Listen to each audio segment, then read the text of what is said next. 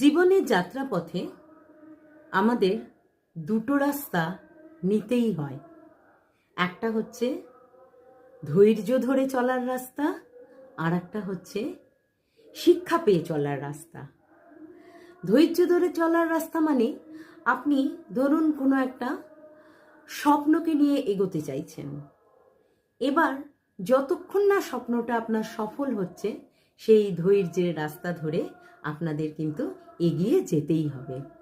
আর দ্বিতীয় রাস্তা যেটা বললাম শিক্ষা পাওয়ার রাস্তা, সেটা হচ্ছে আমরা জীবনের যে কোনো সময় কিছু কিছু ব্যবহারের দ্বারা কিছু শিক্ষা পাই।